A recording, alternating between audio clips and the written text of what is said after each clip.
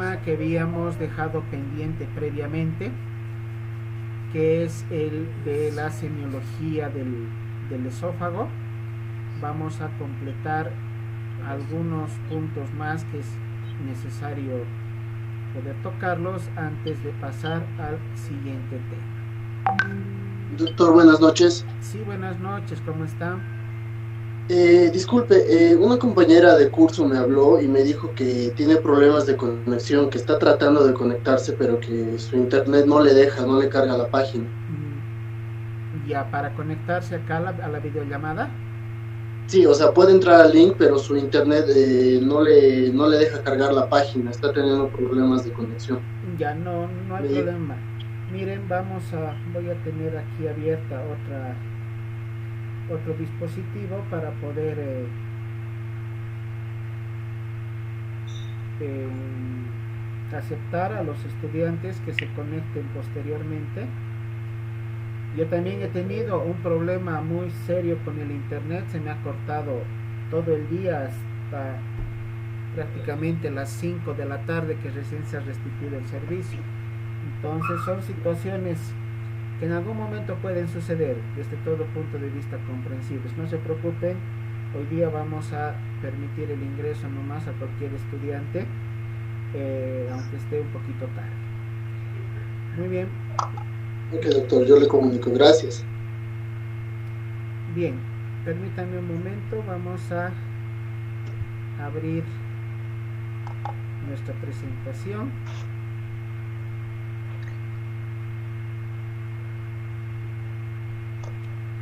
Bien, confírmeme por favor si podemos ver la diapositiva. Sí, doctor. Perfecto. Muy bien, entonces vamos a proseguir con lo que es el tema de semiología del esófago. Vamos a ver ahora los puntos o las patologías que conocemos como los anillos. Quiero que se fijen en esta endoscopía esofágica. Tenemos la luz del esófago y en la parte posterior esta otra estructura membranosa que está ocluyendo el fondo del esófago, poco por encima, unos centímetros por encima del esfínter esofágico inferior.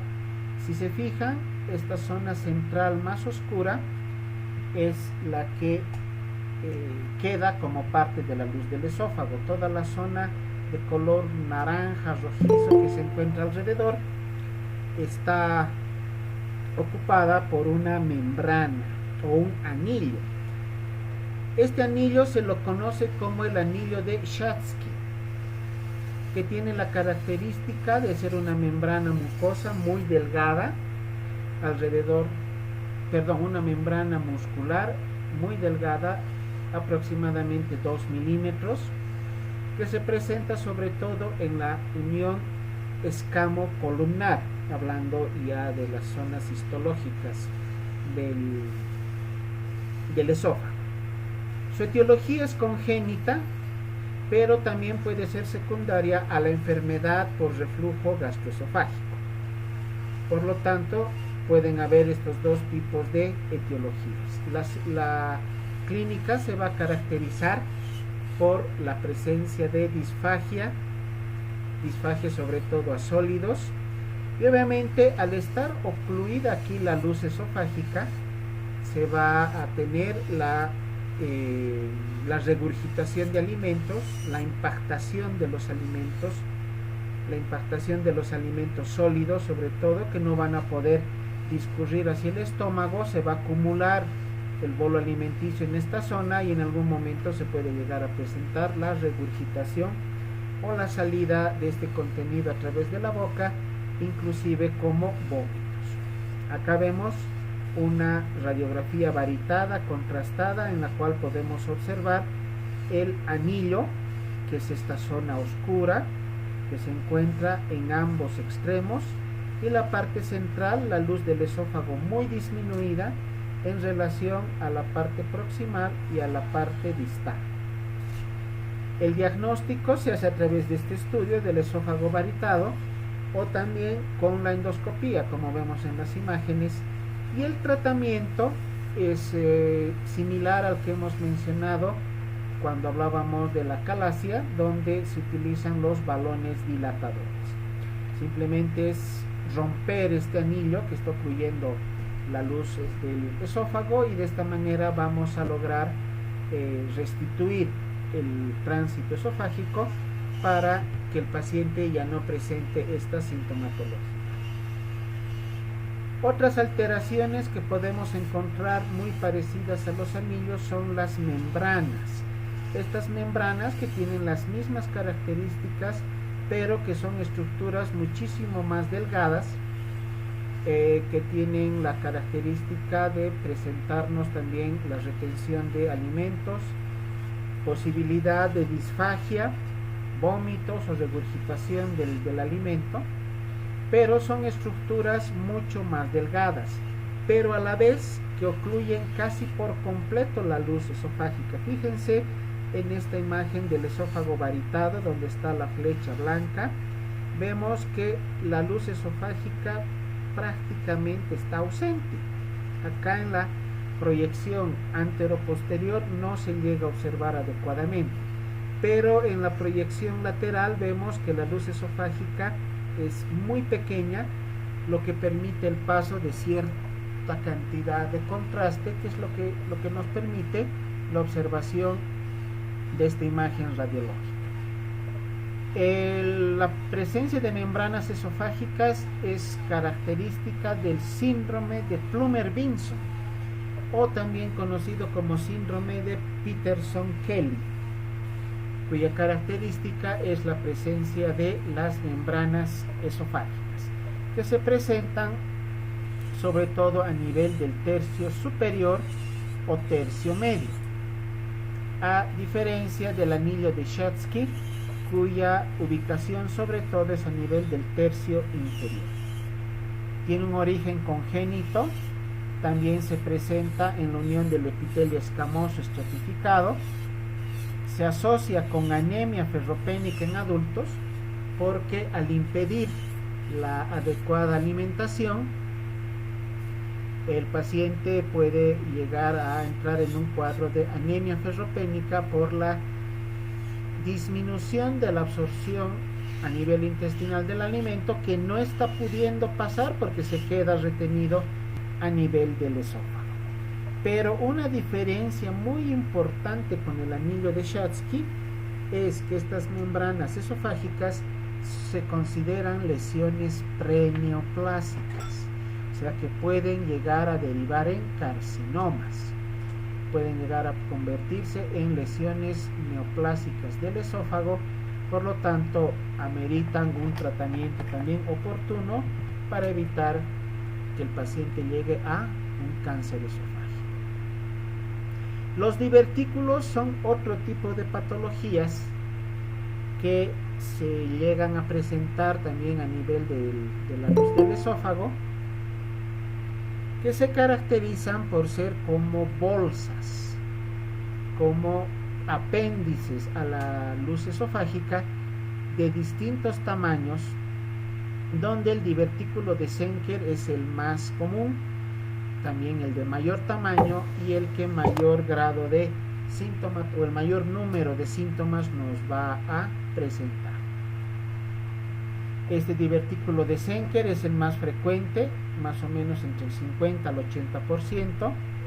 Se presenta en el grupo etario de 30 a 50 años, con mayor frecuencia en el sexo masculino, ubicado usualmente a nivel de la sexta vértebra cervical, o sea que es un divertículo que se presenta en el tercio superior del esófago. Va a presentarnos una incoordinación motora, o sea, no va a haber un adecuado peristaltismo de la musculatura esofágica, y se presenta por pulsión. Eso significa que progresivamente aumenta la presión dentro del esófago y va empujando, esta presión va empujando la pared esofágica hasta convertirse, hasta formarse más bien un saco o un divertículo. Acá les voy a mostrar una imagen para que entiendan cómo es un divertículo. Esta es una pieza anatómica de un paciente que tenía esta alteración, ¿no? Esto que vemos por delante es la tráquea. En la parte central estamos observando al esófago. Y esta bolsa grande que se presenta adosada a la pared esofágica es el divertículo decente, que tiene una abertura acá en su parte superior, que es la que comunica con el esófago. Entonces, ¿qué sucede cuando el paciente se alimenta? Aquí está la boca en la parte superior, el alimento va ingresando al esófago, pero como la apertura del divertículo es mucho mayor, el alimento ingresa al divertículo y se va almacenando. Se va almacenando hasta que se llene. Cuando se llena, se presentan síntomas como la regurgitación, la disfagia, puede haber inclusive una broncoaspiración, porque al estar en contacto muy directo con la tráquea, el alimento regurgitado puede llegar hasta la faringe y ser introducido hacia la vía respiratoria, lo cual nos va a ocasionar la broncoaspiración. Y esta broncoaspiración trae como consecuencia lo que conocemos como neumonía química, que es una patología pulmonar con la característica de una neumonía, pero cuyo origen no es infeccioso, no es bacteriano, es químico. El alimento, el bolo alimenticio o el ácido clorhídrico que alguna vez se regurgita o se vomita y es causa de la broncoaspiración, produce lesión a nivel de los alvéolos pulmonares, produciendo quemaduras, produciendo necrosis, produciendo varios tipos de lesiones que son los que van a ocasionar la neumonía química. También podemos encontrar una deglución ruidosa, o sea, el paciente al momento de deglutir puede tener ruidos exagerados por el paso de los alimentos hacia el divertículo. Puede haber, puede haber besoares, pueden haber úlceras, o sea, este divertículo puede llegar a ulcerarse y se puede diagnosticar a través de la palpación de una masa a nivel de la región cervical, usualmente en la zona supraclavicular. En muchas circunstancias, la única manera de poder identificar esta patología es a través de la realización de un estudio complementario. Cuando el divertículo no tiene un volumen muy importante, no se lo va a lograr palpar, y puede ser un hallazgo ante la realización de una endoscopía digestiva alta o la realización de un esófago varitado. Acá justamente tenemos esa imagen del contraste que ha entrado a toda la extensión del divertículo, y fíjense, es como un globo inflado que está captando la mayor parte del contraste, y vemos que muy poco contraste ha pasado por el resto del esófago hacia el estómago.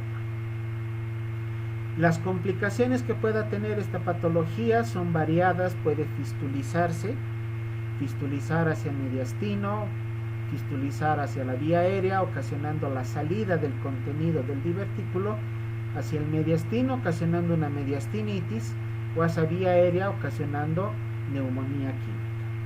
También se puede ocasionar la lesión del nervio laríngeo recurrente cuando este divertículo es muy grande y llega a comprimir, a apretar el nervio laríngeo recurrente, ocasionando obviamente una lesión ya de tipo neurológico.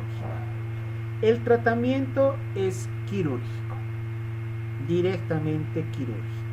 Se debe realizar la extracción de este divertículo y cerrar el orificio que estaría acá, la comunicación del divertículo con el esófago, y hasta que el paciente pueda alimentarse correctamente. Obviamente que hay que esperar un lapso de tiempo mientras se produce el proceso de la cicatrización.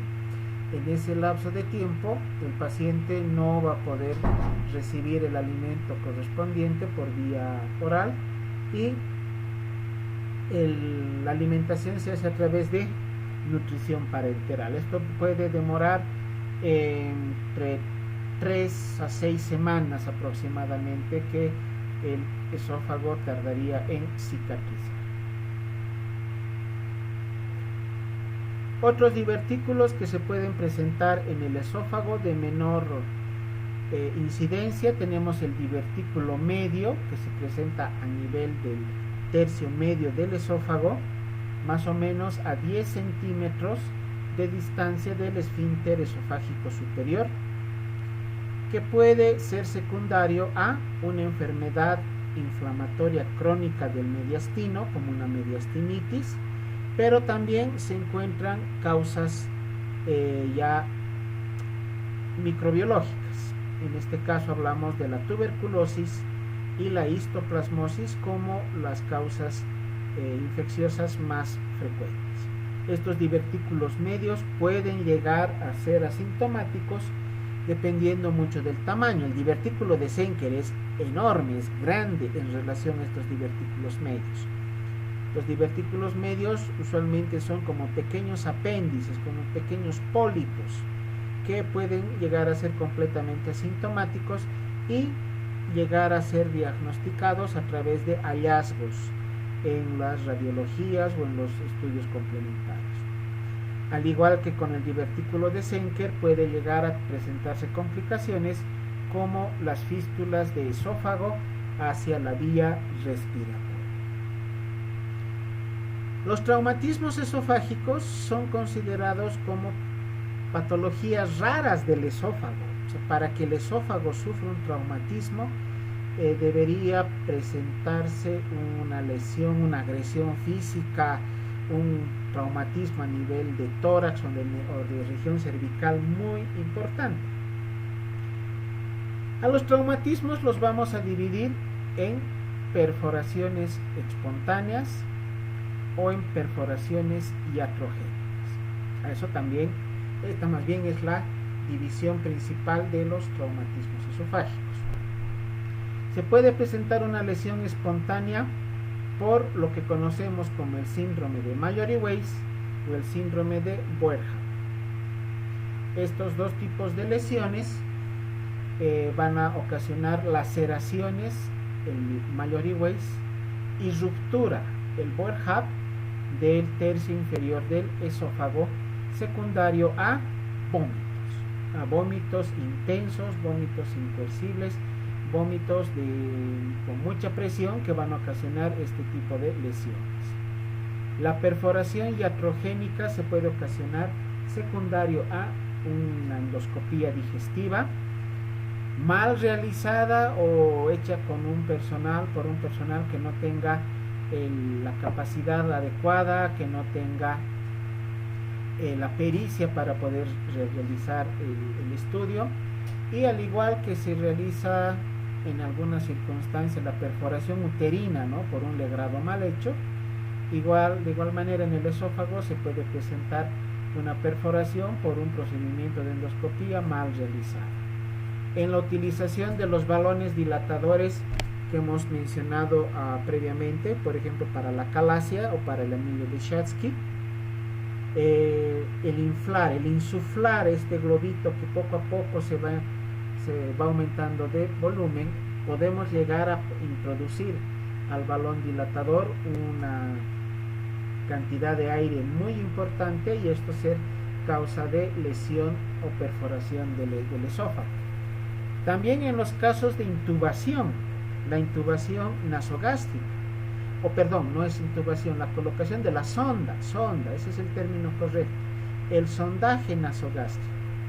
A pesar de que la sonda es siliconada, a pesar de que la sonda es flexible, También si no se realiza adecuadamente o se la realiza sin tomar el cuidado necesario o con maniobras muy bruscas, puede llegar a lesionarse el esófago. Y por último, son lesiones, o se pueden presentar lesiones secundarias a cirugías. Algunos tratamientos quirúrgicos que se pueden presentar en el mediastino, alguna cirugía torácica, algún drenaje de un absceso mediastínico que puede llegar a ocasionar lesión iatrogénica del esófago. El síndrome de Mallory-Weiss, lo vamos a ver con mayor detenimiento, se produce, fíjense acá en la imagen que tenemos al lado izquierdo, laceraciones, desgarros de la mucosa del tercio inferior del esófago, sobre todo por el aumento de la presión intraesofágica secundario a vómitos, pero vómitos explosivos, vómitos incoercibles, esos vómitos que no se pueden detener, vómitos que implican mucho esfuerzo, que aumentan de gran manera la presión intraabdominal e intraesofágica. Entonces, como el vómito sale con mucha fuerza, con mucha presión del estómago, al momento de pasar por la luz del esófago, pueden ocasionar estas laceraciones o estas heridas, llamémosle así, ¿no? Estos desgarros de la mucosa esofágica, que son causa de hemorragia. Fíjense la imagen que tenemos a la derecha, tenemos acá el lugar de la lesión, del desgarro de la mucosa y cómo se ha presentado una hemorragia importante. Entonces, el síndrome de Mallory-Weiss es causa de hemorragia digestiva alta. Situaciones que puedan ser causa para el síndrome de Mallory-Weiss. Pacientes que tienen vómitos continuos, permanentes o incoercibles. Podemos mencionar a los pacientes con alcoholismo crónico. Y otro grupo importante y más frecuente, mujeres embarazadas. Las mujeres embarazadas que llegan a tener, sobre todo en el primer trimestre del embarazo, vómitos. Es normal el vómito en el embarazo, pero en algunas mujeres el vómito se llega a convertir en un síntoma tan importante que se presenta todos los días, en todo momento, inclusive sin relación con ingesta alimenticia, que en la ginecología eso se llama síndrome emético gravídico o hiperemesis gravídica. Ese es el término, el diagnóstico que se utiliza en ginecología y que obliga a la internación de los pacientes. Acá tenemos otra imagen de una lesión del síndrome de Mallory-Weiss, pero esta laceración es mucho menor en cuanto al grado de lesión. Fíjense que acá en la parte superior de la imagen, donde estoy colocando el puntero, es donde se logra observar los puntos hemorrágicos. Y esta zona blanquecina de un color más blanco es simplemente un proceso inflamatorio del esófago, o sea, de porciones del esófago con esofagitis. Este es un caso de síndrome de Mallory-Weiss, pero leve. El que vimos previamente ya es severo porque ya se acompaña de una hemorragia importante. También tenemos el síndrome de Boerhaave, que es muy similar al Mallory-Weiss, pero cuya diferencia es que en el Boerhaave se produce ruptura de la pared del esófago. En el Mallory-Weiss solamente son desgarros, laceraciones, heridas de la mucosa del esófago. En el Boerhaave ya se produce ruptura del esófago, o sea, ya hay una comunicación de la luz esofágica con el mediastino. También el origen podríamos indicar presencia de vómitos violentos, de vómitos con mucho esfuerzo. Este síndrome, fíjense que ya tiene más de 300 años, o más bien va a llegar a los 300 años. Este síndrome ha sido descrito por este médico Hermann Boerhaave y de ahí viene su nombre. Entonces vamos a concluir con esta diapositiva indicando que el Mallory Weiss solamente es un desgarro, el Boerhaave ya es una ruptura de la pared esofágica. La clínica es la misma, dolor a nivel del esófago, disfagia, ambos cursan con hemorragia, ambos son causa de hemorragia digestiva alta. Diagnóstico para el Mallory Weiss o para el síndrome de Boerhaave sería la endoscopía. A través de la endoscopía vamos a poder evidenciar en el primer caso la presencia de las laceraciones esofágicas y en el segundo caso la presencia de la ruptura de la solución de continuidad en la pared esofágica. Acá tenemos un caso de un paciente con síndrome de Boerhaave donde se le administró contraste a un paciente y a través de la apertura que tenía en la pared del esófago el contraste se salió hacia mediastino. Acá tenemos todo el contraste. Se realizó una tomografía y fíjense en la ubicación de las flechas amarillas, parte del contraste inclusive se entró a cavidad pleural. Entonces el síndrome de Boerhaave es una patología que amerita un tratamiento urgente, quirúrgico. Se debe cerrar ese orificio de apertura que tiene la pared esofágica, caso contrario, alimento que ingrese por el esófago puede salir del esófago y acumularse a nivel del mediastino, provocando mediastinitis. Y si además esta ruptura del esófago se acompaña de fístula, puede fistulizar, como vemos aquí, hacia cavidad pleural, empeorando el cuadro y llevando al paciente a un cuadro de sepsis y de un shock séptico posterior que puede ser causa de deceso de nuestro paciente. Otro tipo de traumatismos son los cuerpos extraños, traumatismos externos. Heridas penetrantes, heridas por arma de fuego, arma blanca, por un traumatismo muy severo, ya les decía, tendría que ser un traumatismo abdominal o torácico de mucha intensidad para que llegue a lesionarse el esófago, pero con arma blanca sí se puede lesionar el esófago o con arma de fuego. Y la presencia de cuerpos extraños, fíjense acá, tenemos una imagen endoscópica donde se está realizando la extracción de una moneda deglutida.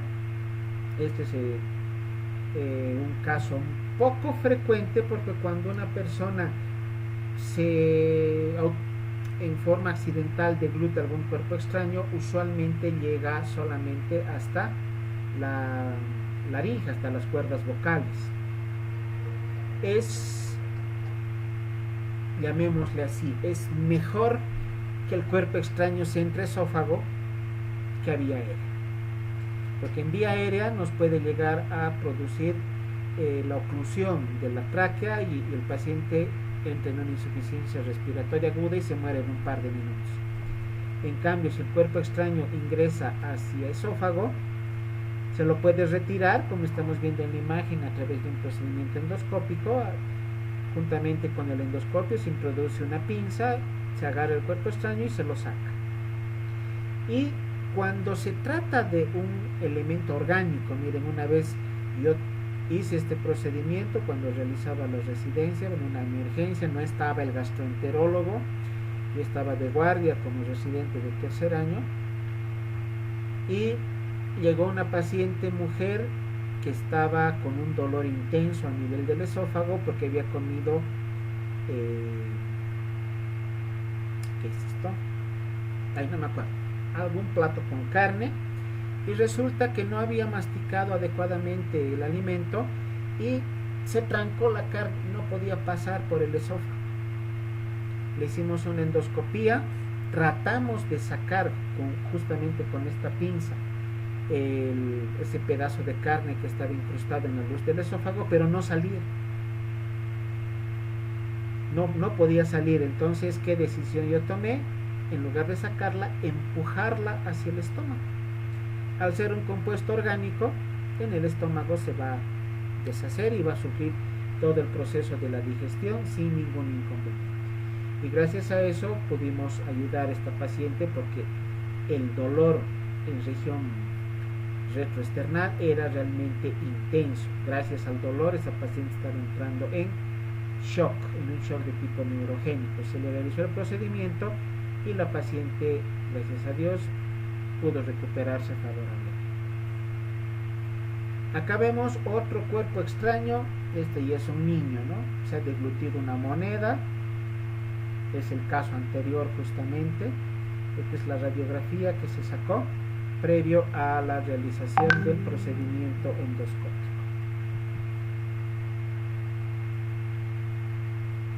Ahora, tomemos en cuenta estos tres aspectos, estos tres criterios clínicos: presencia de disfagia, presencia de regurgitación y de cialorrea, o sea, de salivación excesiva.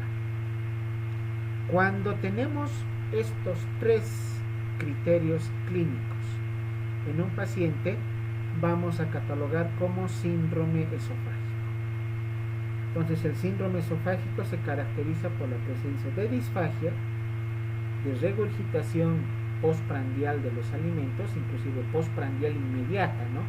El paciente termina de comer y a los pocos minutos ya está con la regurgitación. Eso se llama regurgitación postprandial inmediata. Y la presencia de cialorrea o tialismo también, que es otro sinónimo, que significa salivación excesiva.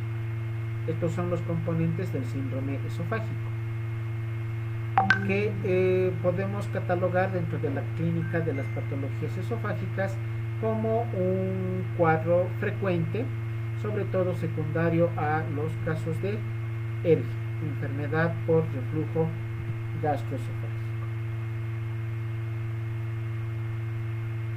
Bueno, entonces, haciendo un resumen, en el examen físico del esófago podemos ubicar un divertículo de Zenker. Dependiendo del tamaño del divertículo, podemos palparlo en la región cervical, si es que es un divertículo de gran tamaño. Palpar cuerpos extraños es muy difícil. Para eso tendríamos que determinar la presencia de estos cuerpos extraños a través de un estudio radiológico o endoscópico.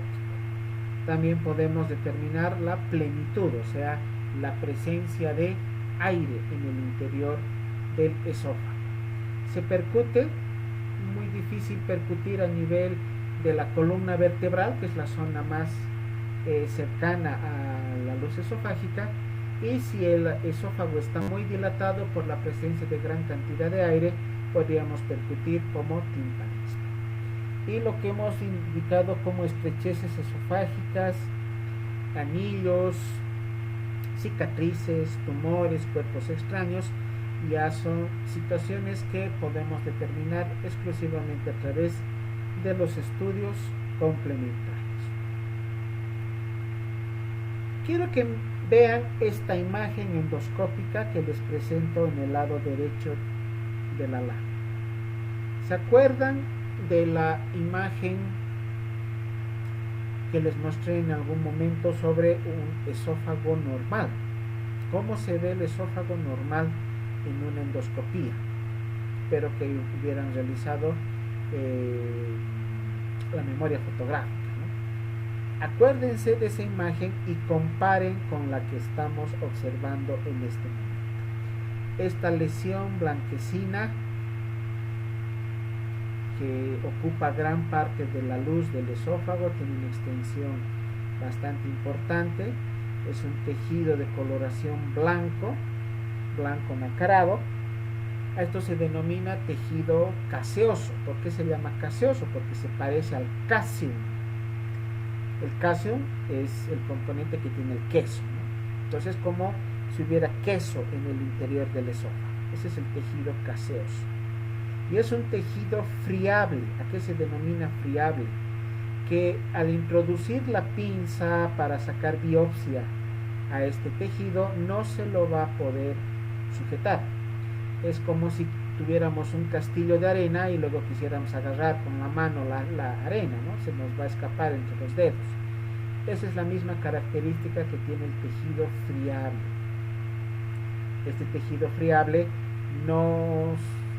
más bien se llega a desintegrar fácilmente y eso imposibilita la toma de biopsia. Fíjense acá en la imagen de la izquierda vemos un esofagograma varitado donde hay una estrechez en la parte superior, otra estrechez en la parte inferior. Todo lo que queda entre ambas estrecheces es una lesión neoplásica. Esto ha ocasionado estenosis en la parte superior del esófago y otra zona de estenosis en la parte inferior. Esta es una lesión de cáncer de esófago. El cáncer de esófago lamentablemente es una lesión neoplásica muy maligna, de rápido avance. Es una lesión que puede llegar a producir la muerte del paciente en un par de meses. Rara vez responde al tratamiento con quimio o con radioterapia. En etapas iniciales, la única solución es sacar el tumor conjuntamente con todo el segmento del esófago comprometido y la colocación de una prótesis. El cardioespasmo, bueno, hemos indicado, ¿se acuerdan del esófago en cascanueces, esófago en tirabuzón? Hemos mencionado también a la calasia como las patologías por aumento de la presión del esfínter esofágico inferior.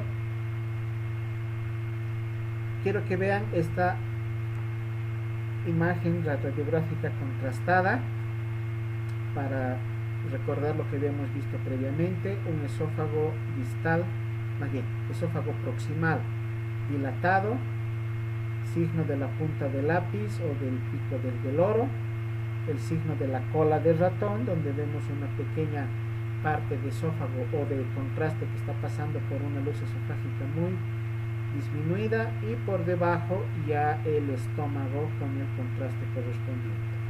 Esto hemos denominado como acalasia.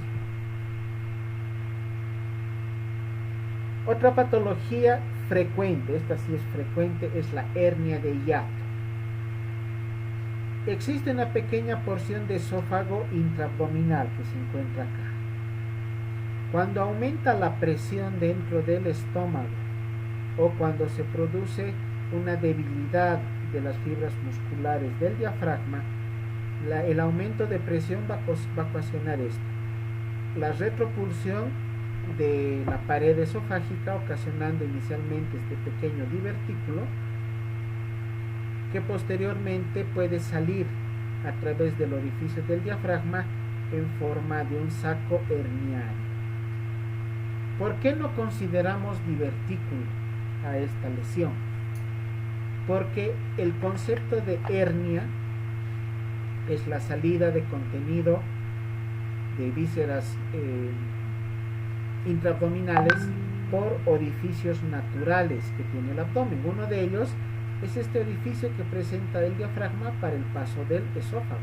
Por lo tanto, este saco, esta lesión por retropulsión, se considera hernia y no se considera divertículo. Las hernias hiatales son muy frecuentes, sobre todo en pacientes con gastritis crónica.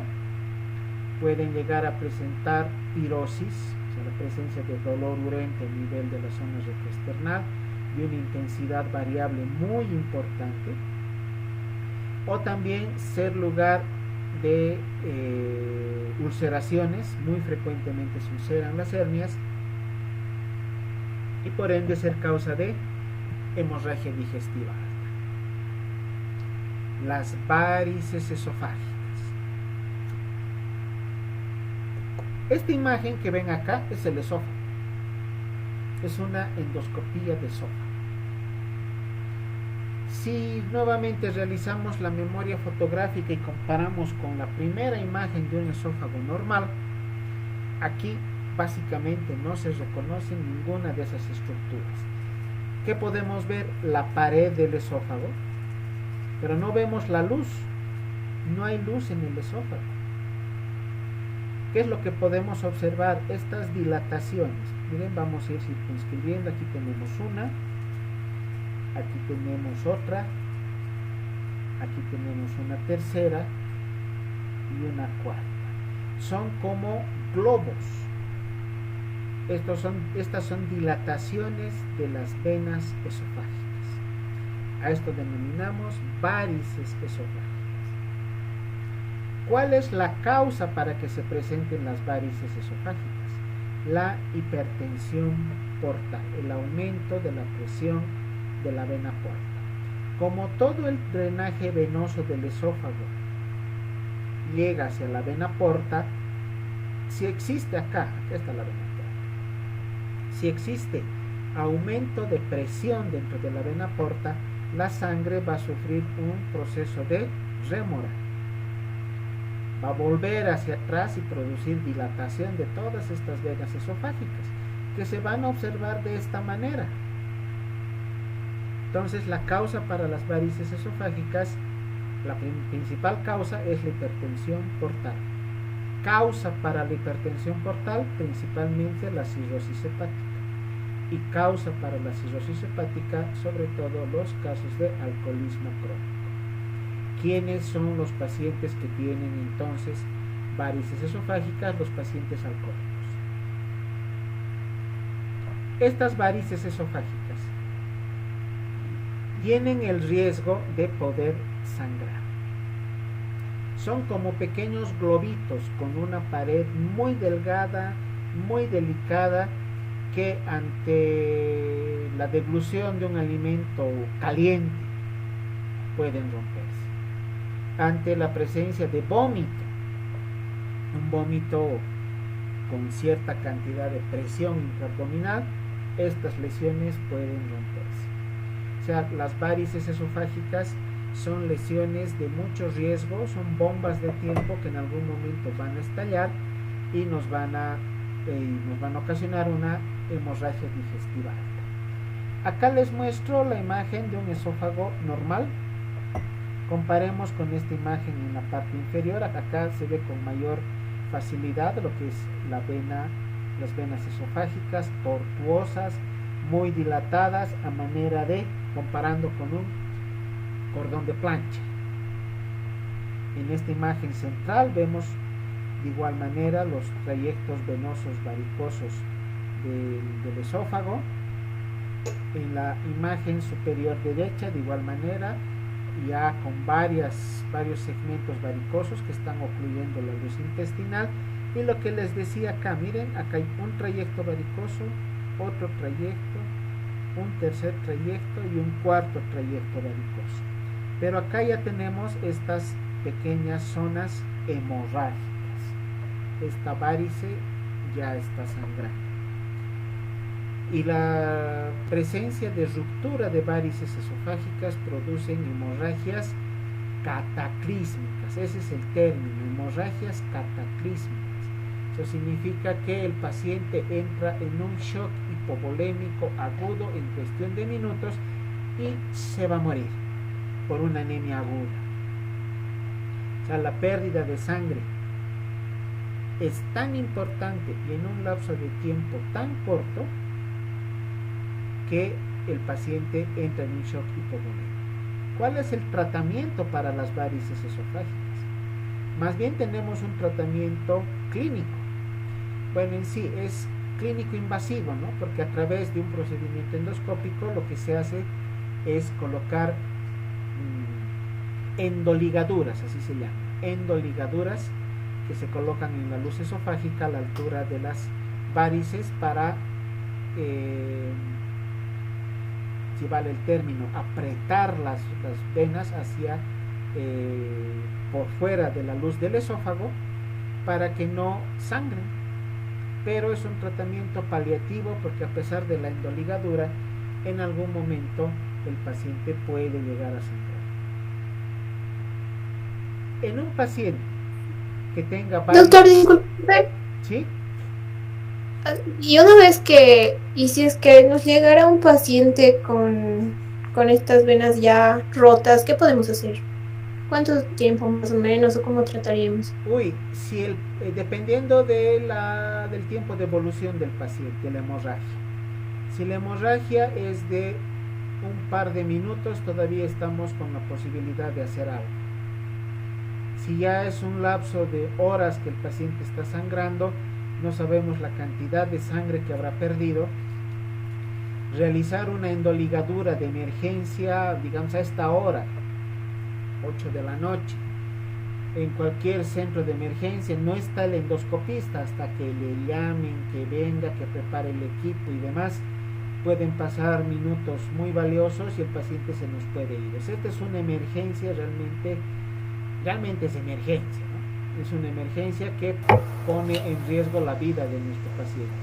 ¿Qué podemos hacer en ese momento? No está el endoscopista, no hay cómo detener la hemorragia. Debemos realizar alguna situación heroica de tratar de mantener la volemia, transfusión sanguínea, mantener la presión arterial en valores aceptables, tal vez no normales, pero aceptables, y evitar que nuestro paciente entre en shock hipovolémico hasta que pueda ser intervenido con el procedimiento de la endoscopía. La única solución es la endoligadura endoscópica.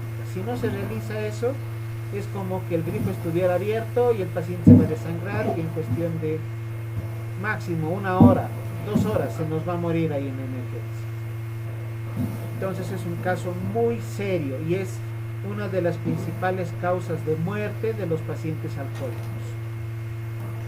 ¿No? Los alcohólicos crónicos mueren en las calles, mueren a veces en sus casas con hemorragia digestiva porque no les alcanzó el tiempo ni siquiera para ir al hospital. A veces empiezan a tener la hematemesis, tienen un episodio de hematemesis, un segundo, un tercero, y hasta que la familia o el mismo paciente se aliste para ir al hospital, se murió en la casa. Es así de rápido. O sea, tener un paciente con hemorragia digestiva secundaria a varices, hay que tener en cuenta de que el paciente se nos puede ir en cualquier momento. Es una situación muy, muy compleja. Disculpe, doctor, una pregunta. Dime. ¿Los pacientes con varices esofágicas estarían con el signo de cabeza de medusa en el abdomen o no? Si tenemos como causa de las varices esofágicas al aumento de la presión intraabdominal, el aumento de la presión de la vena porta, entonces sí podríamos encontrar las venas dilatadas en la pared abdominal en cabeza de medusa, como les he mostrado en algún momento. Entonces las lesiones en cabeza de medusa ya nos indican que ese mismo tipo de lesiones de la pared abdominal se pueden presentar a nivel de la luz del esófago. Gracias, doctor. Y si el paciente hasta ese momento no ha sangrado, es el momento para realizar la endoligadura, cuando todavía no se presenta el sangrado. Si el paciente entra en sangrado digestivo, es muy poco lo que podemos hacer. ¿Alguna pregunta más?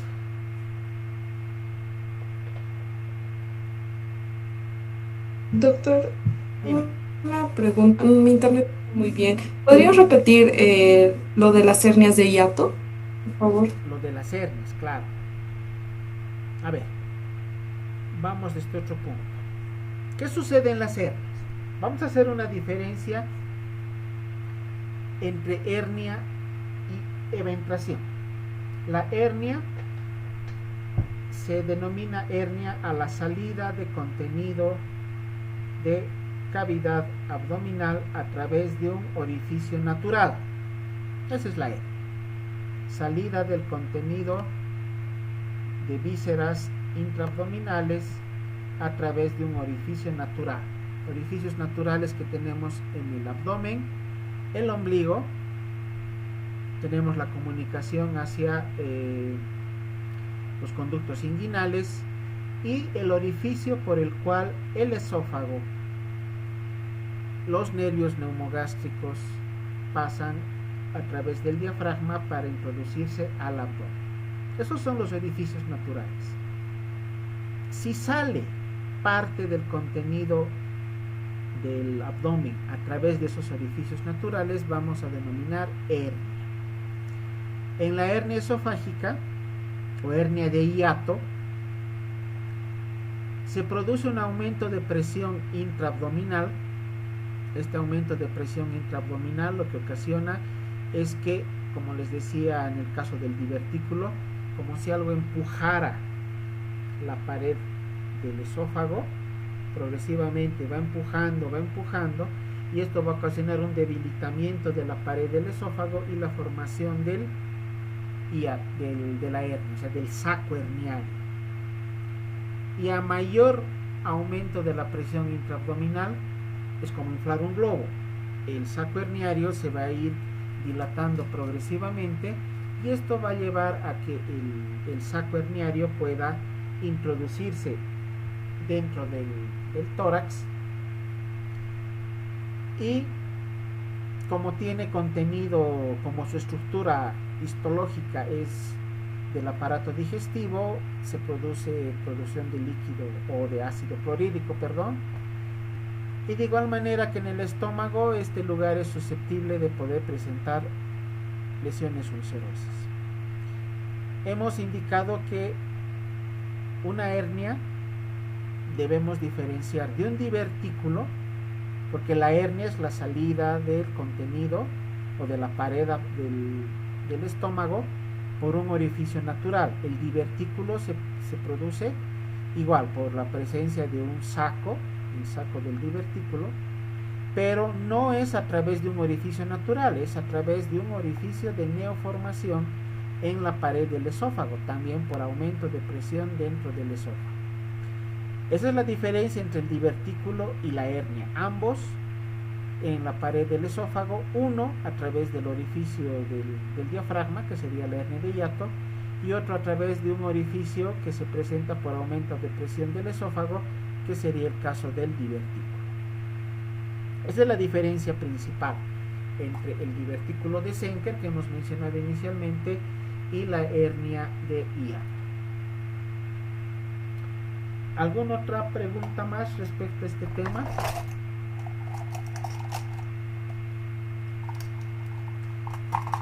Bien, entonces...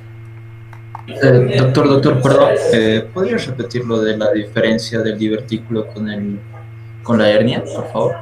Ya, nuevamente. Empezaremos por el divertículo.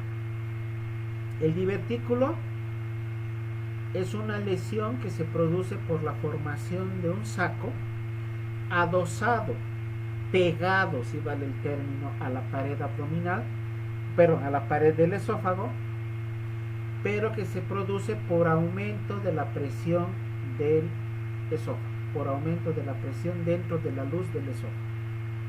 ¿Esto qué va a ocasionar? Que progresivamente algo es como si se empujara la pared del esófago, y esto va a producir inicialmente un pequeño saquito que poco a poco, como un globo, se va a ir inflando. Tiene comunicación a la luz del esófago a través del orificio por el cual ha salido el divertículo.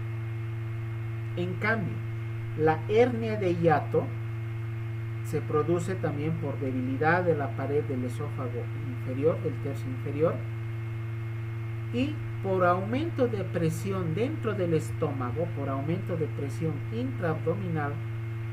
Esa zona debilitada de la pared del esófago, del tercio inferior, va a empezar a dilatarse, a formarse igual como un globito, y dependiendo de la magnitud o de la duración del aumento de la presión intraabdominal, este saco, que aquí lo llamamos saco herniario, va a empezar a dilatarse y a introducirse al interior del tórax. La diferencia es que la hernia pasa a través de un orificio natural que tenemos a nivel del músculo diafragma, y el divertículo no es por un orificio natural, es por un orificio de neoformación que se forma a nivel de la pared del esófago. Esa es la diferencia. Creo que está claro, ¿no? ¿O hay alguna duda más al Gracias. respecto? Sí, ahora sí, gracias. Gracias, doctor. Muy bien. ¿Algo más respecto al esófago? ¿Alguna otra duda más? Doctor, una duda. He leído que se puede producir las hernias esofágicas por una mala cicatrización, una cicatrización fibrosa post cirugía. ¿Esto es una cicatrización en el diafragma? Las lesiones postquirúrgicas, dependiendo de qué tipo de cirugía se haya realizado, pueden llegar a ocasionar lesiones fibróticas. Vamos a suponer que es una cirugía de esófago, por cualquier causa.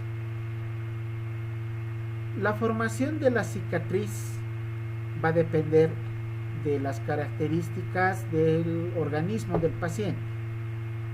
Hay pacientes que forman cicatrices poco visibles y otras que forman cicatrices exuberantes o queloides.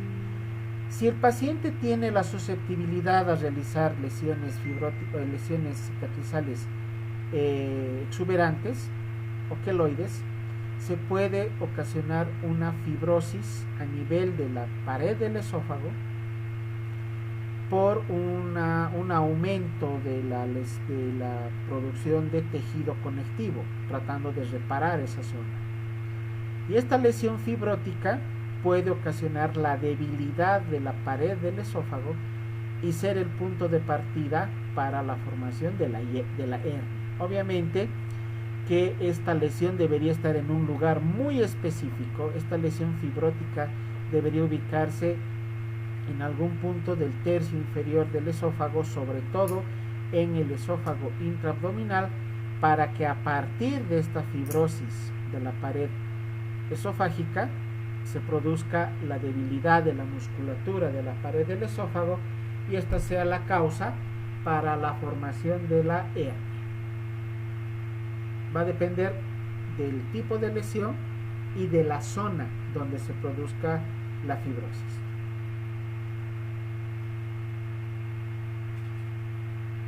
¿Algo más? Gracias, doctor.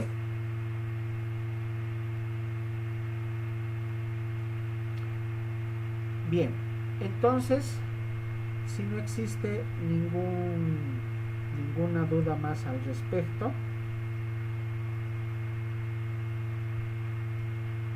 vamos a pasar a otro tema. Vamos a dar un pantallazo inicial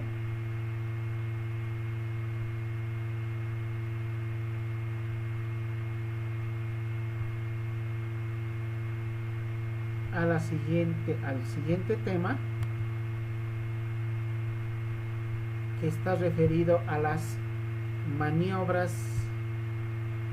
semiológicas del abdomen. Permítanme un momento, voy a abrir la presentación.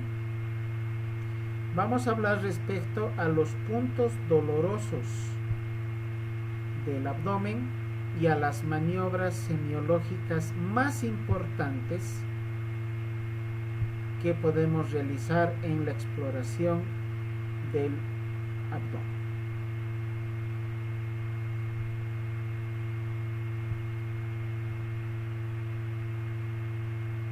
Muy bien.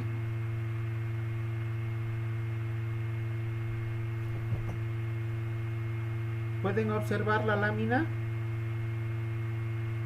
Ahora sí. Ahora sí. Ya pueden verla, ¿verdad? Sí, lo perfecto para ver. Muy bien. ¿Qué vamos a hablar de las maniobras semiológicas? Para poder realizar el correcto examen físico del abdomen, tomar en cuenta que debemos dejar las zonas dolorosas para el final del examen. Si el paciente nos refiere dolor en la fosa ilíaca derecha, ese cuadrante será el último que vamos a revisar. Debemos empezar por el cuadrante opuesto. Luego, al mismo tiempo que realizamos la palpación abdominal, debemos observar la facies de nuestro paciente, el lenguaje corporal que pueda darnos el paciente. Porque muchos pacientes no refieren dolor al momento de la palpación, pero la cara nos dice lo contrario. Inclusive pequeños dolores que el paciente pueda sentir se pueden reflejar inicialmente a nivel de las facies y no así como un dolor como tal a nivel del abdomen. Entonces, seguir la expresión facial y el lenguaje corporal que el paciente nos pueda dar. Para un adecuado examen, un ambiente atemperado, evitar cualquier tipo de distracción, cuidar el pudor del paciente, siempre ponerse en los zapatos del paciente. No imagínense ustedes estar echados en la cama de un hospital con dolor en el abdomen y tener un público de 15, 20 personas frente de ustedes, la enfermera, el médico, el interno, los residentes, los estudiantes de medicina. O sea, es incómodo. Por lo tanto, siempre tomar en cuenta esos detalles para revisar al paciente. Tomar en cuenta las manos, sobre todo, deben estar atemperados. Una mano fría que se coloca sobre el abdomen va a ocasionar una resistencia muscular importante y puede darnos falsos datos de aumento de la resistencia muscular. La palpación, para realizar las maniobras vamos a realizar palpación, que puede ser monomanual o puede ser bimanual. La mano manual solamente se realiza obviamente con una mano, como vemos acá. La palpación bimanual, utilizamos ambas manos y vamos a utilizar tres técnicas o tres variantes que son las que se utilizan en forma internacional. La maniobra de Galamos, la maniobra de Obratsov y la maniobra de Glenn-Harryhausen. ¿Cómo se realizan estas maniobras? Maniobra de Galamos. Debemos hacer presión con una mano para relajar la zona que vamos a explorar. Esa llamamos la mano pasiva. En este dibujo sería la mano izquierda. Mientras que la otra mano, la mano derecha, se convierte en la mano activa y es la que explora la zona abdominal con la facilidad de que esta mano, la otra mano, al producir cierta presión, ha logrado relajar esta zona para que podamos palpar con mayor facilidad. Acá tenemos otro ejemplo, una mano que se convierte en la mano pasiva, que simplemente se coloca sobre el abdomen y ejerce cierta presión. No se mueve esta mano. La otra mano es la que sí se va a mover y la que va a palpar, con la facilidad de que esta zona ya está relajada gracias a la presión que ejerce la mano pasiva, la que no se mueve. Esa es la maniobra de Galamos. La maniobra de Obratsov es algo similar, pero para realizar esta maniobra solamente utilizamos la zona tenar de la mano. Para los que no se acuerdan dónde están las zonas tenar e hipotenar, vamos a indicar con otro término el talón de la mano. Con el talón de la mano igual, producimos presión en el abdomen para relajar esa zona que se convierte en la mano pasiva, y la otra mano ya puede moverse y palpar con mayor facilidad como mano activa esta zona que esta otra está relajando. ¿Cuál es la diferencia entre Galamos y Obratsov? Que la maniobra de Galamos utiliza toda la palma y la longitud de todos los dedos.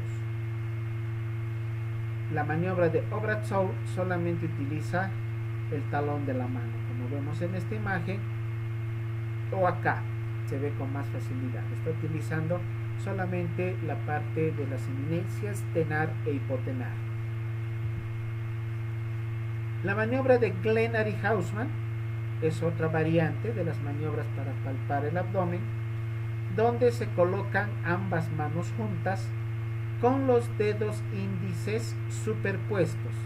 Acá fíjense, tenemos un dedo índice que se encuentra por debajo del otro dedo índice. O sea, en este caso, los dedos índices no están tocando la pared abdominal. Son los dedos medios los que están en íntima relación, y de esta manera se puede realizar también la palpación profunda del abdomen, independientemente de cuál maniobra usemos, Galamos o Bradshaw o Glenard. Importante es saber por lo menos una de ellas y aplicarla correctamente. No es necesario realizar las 3 maniobras, suficiente con que aprendamos una sola. Esta lámina, esta gráfica que les estoy mostrando, es otra que ustedes deben aprender, digamos, de memoria.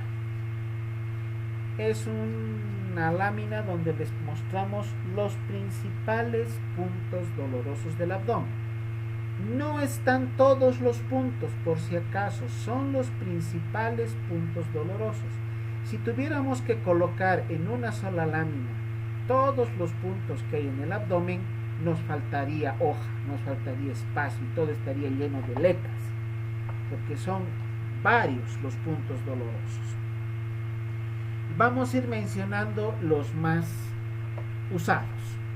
El punto sifoideo, que se encuentra inmediatamente por debajo del apéndice sifoides, en la zona del epigastrio. El punto cístico. El punto cístico se localiza trazando una línea imaginaria entre el ombligo y el hueco axilar. En el punto donde esta línea imaginaria corte alrededor de costal, encontramos el punto cístico, lugar para poder encontrar patologías de vesícula o de vía biliar. No solamente el punto cístico es positivo ante una inflamación de vesícula, también puede tornarse positivo ante patologías de vía biliar, como una coledocolitiasis, como una colangitis. Luego acá tenemos los puntos apendiculares. Vamos a trazar otra línea imaginaria entre el ombligo y la espina ilíaca anterosuperior.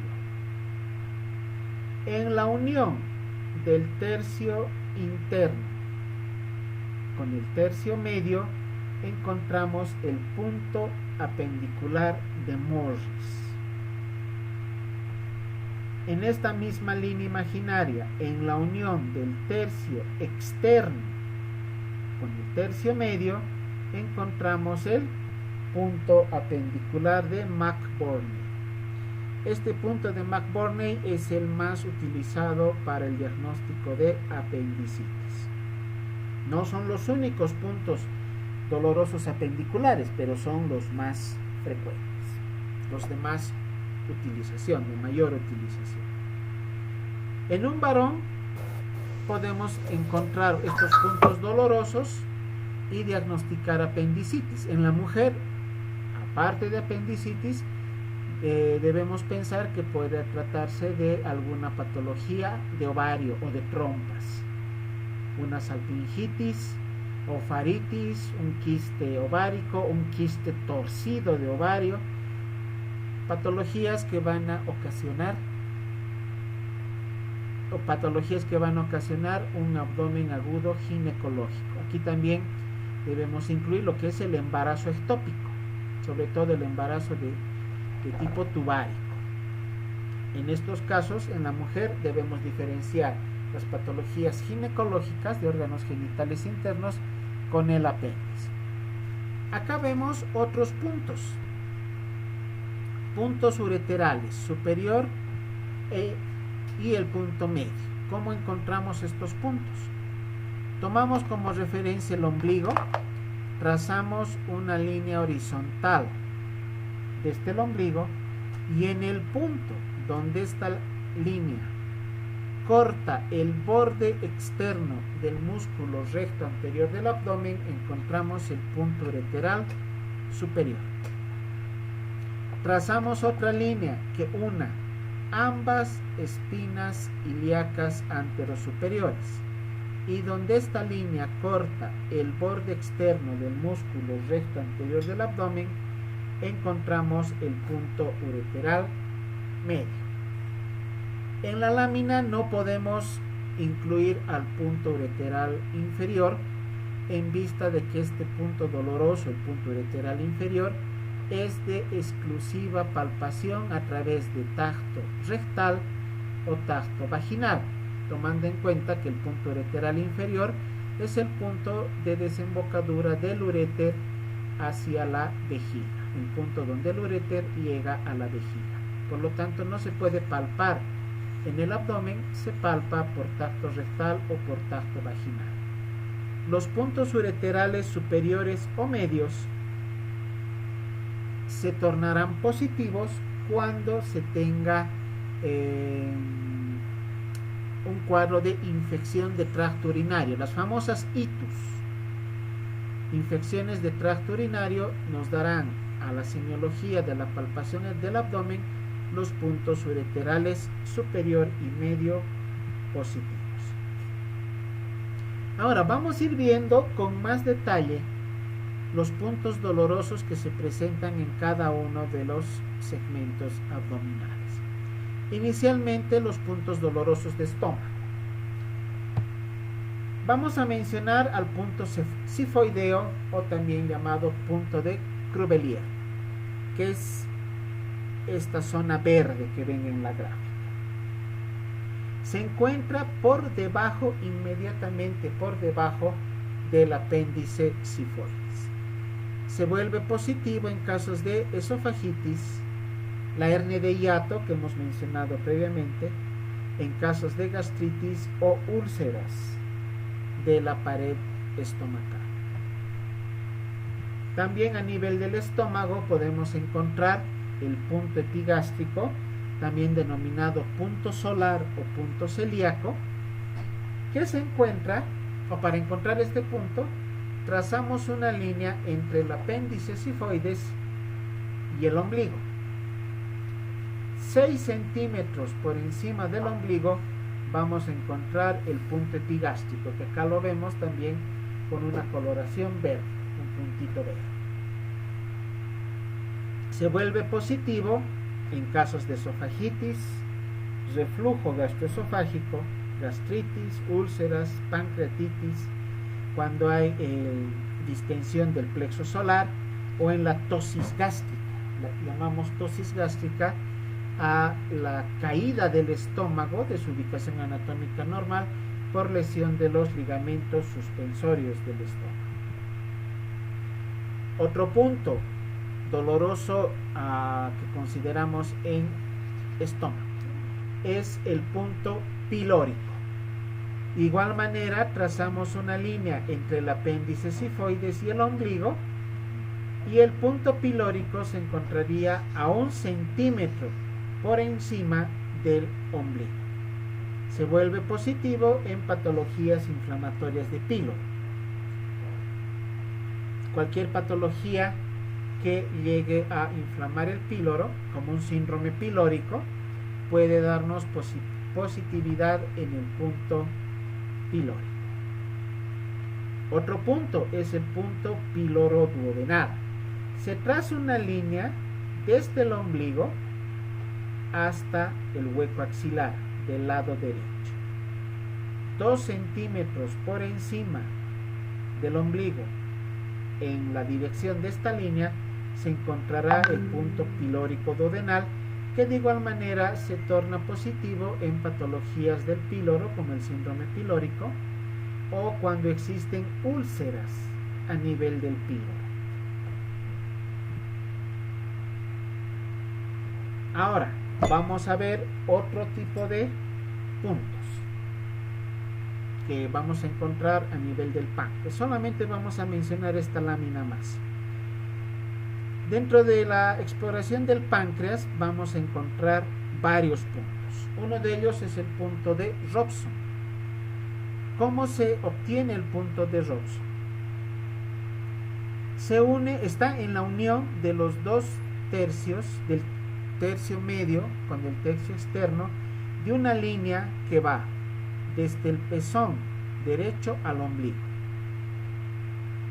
¿Ya? Se traza una línea imaginaria entre el ombligo y el pezón, y en la unión de los dos tercios superiores con el tercio inferior, ahí encontraríamos el punto de Robson, que como ven en la gráfica está relacionado con la cabeza del páncreas. Por lo tanto, este punto se tornará positivo cuando tenemos una patología de pancreatitis que comprometa la cabeza del páncreas, o lesiones neoplásicas, que también el punto, el origen sea a nivel de la cabeza del páncreas. Muy bien, vamos a detener acá nuestra presentación. Estamos ya prácticamente sobre la hora para la conclusión de la clase. Vamos a continuar en la siguiente clase con los siguientes puntos abdominales que vamos a encontrar en el abdomen. Vamos a hablar de los puntos pancreáticos, del vaso, maniobras para el hígado, riñones. Entonces les solicito que ya estén repasando estas maniobras para que podamos realizar una clase más dinámica, y obviamente para que ustedes ya tengan un conocimiento previo antes de participar de nuestra siguiente clase del día viernes. Muy bien, entonces vamos a dar por concluida nuestra clase en este punto. Voy a